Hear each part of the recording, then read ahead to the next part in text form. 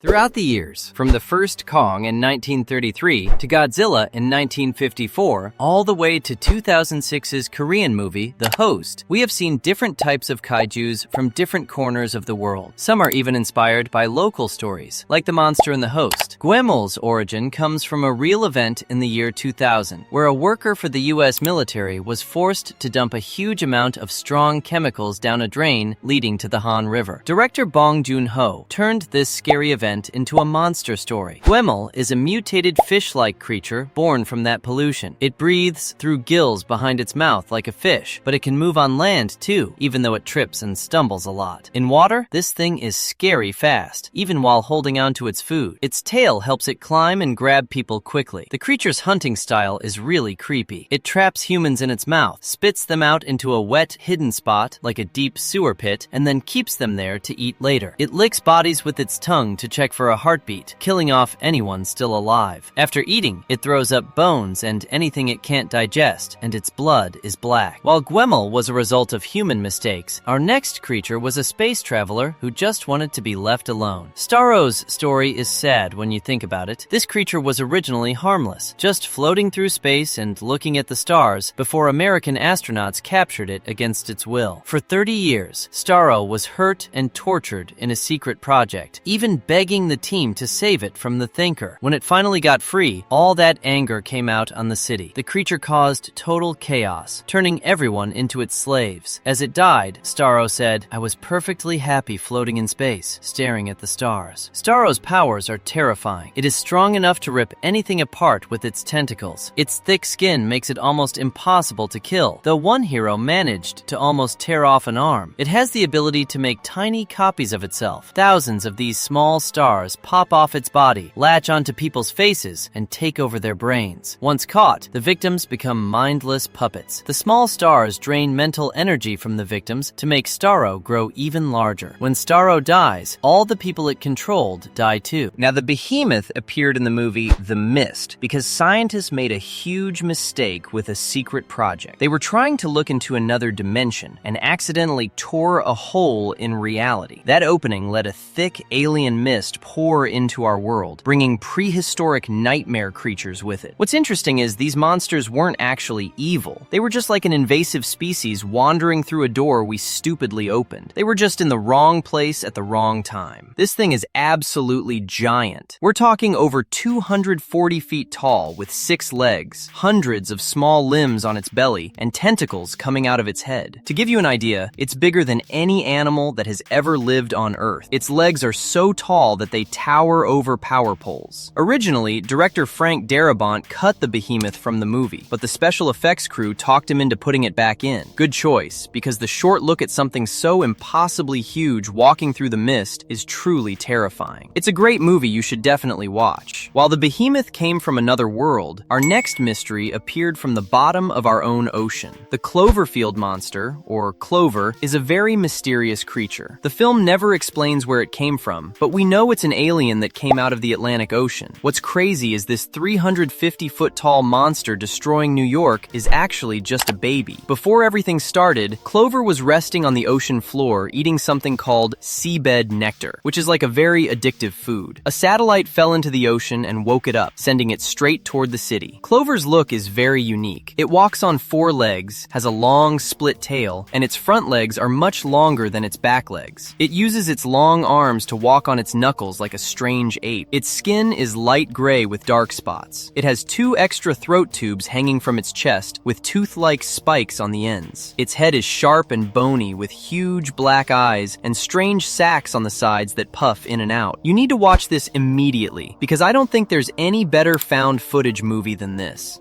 Shin Godzilla takes the origin story in a completely different direction. This Godzilla changed from an ancient sea animal that swam through nuclear waste dumped in the ocean in the 50s. As the creature soaked up all that radiation, it gained the power to actually eat and survive off nuclear material. The result was something entirely new. This version is pure destruction with no thoughts or feelings. It's just a mindless force moving through cities. What makes it scary is how it keeps changing and growing throughout the movie. Its look actually shifts as you watch because it evolves so fast. Its weapons are next level too. It fires heat beams from its mouth, but also shoots shoots lasers from its back and even from the tip of its tail, hitting many targets at once. Its power to heal is insane. Pieces of skin that fall off don't die. They start growing into new creatures. It also leaks a blood-like liquid that melts cars like hot lava. Now, our next monster was born from a much sweeter mistake. The Stay Puft Marshmallow Man is one of the most silly but famous movie monsters ever. This thing is a giant ghost shaped like a cartoon character made entirely of marshmallows. It stands over 112 feet tall, wearing a white sailor hat with a red ribbon and a blue collar. It looks friendly, but due to it being a cute character in a horror movie in the 80s, it obviously is the villain. The way this monster showed up is both funny and sad. A dark god told the Ghostbusters to choose the shape of the thing that would destroy them. Everyone tried to empty their minds, but Ray Stantz tried to think of something harmless. As a kid, he used to eat Stay Puft marshmallows, so that's what he thought of. Big mistake. The Marshmallow Man was just a friendly mascot for a brand. Ray's accidental choice caused the god to turn into a 100-foot-tall killer Marshmallow Man with one goal: destroy the Ghostbusters and end the world. From a giant Marshmallow Man to the classic Atomic Age horrors, it all started with giant nuclearified insects. Them is a cult classic movie from 1954 that helped start the whole giant monster genre and inspired many big bug horror films. The giant ants in this movie started as regular ants before nuclear bomb tests made them grow to massive sizes. Once they got big, they started hunting humans, using acid to kill them. A local store owner was their first victim, which started the whole investigation. A team of agents, scientists, and police worked together to figure out what was happening. During their search, they were attacked by one of these huge ants. They managed to kill it by shooting its antennas. The real problem was when they found a whole nest. The final battle happened in the Los Angeles sewers after the army was called in. Soldiers went into the tunnels and wiped out the whole colony, including some new queens that would have spread the ants even further. It was a close call for the world. Giant bugs were a threat back then, but now, modern monsters need giant robots to keep them in check. Knifehead was a giant monster built in a lab by aliens specifically to attack Earth through a portal in the ocean. They sent it straight to Alaska, and it did exactly what it was made for. This thing is extremely mean and acts like a wild animal. What's interesting is Knifehead shows a little bit of intelligence. It can plan basic traps, like pretending to be dead to trick enemies, and it learns which attacks hurt so it can avoid them. But mostly, Knifehead just likes to go into a blind rage, using brute force instead of thinking. Standing 315 feet tall and weighing thousands of tons, this is one massive creature. It walks on two legs and looks a bit like a human, but with shark-like features. The most famous part is its large blade-shaped head, which is where it gets its name. It has long arms, a smaller pair of arms on its chest, a short tail, and a shell like a turtle for protection. Its body is covered in tough, dark gray skin with glowing orange veins. Knifehead showed everyone just how scary the monsters in Pacific Rim could be. If you enjoyed this video, then make sure to like and subscribe, and thanks for watching.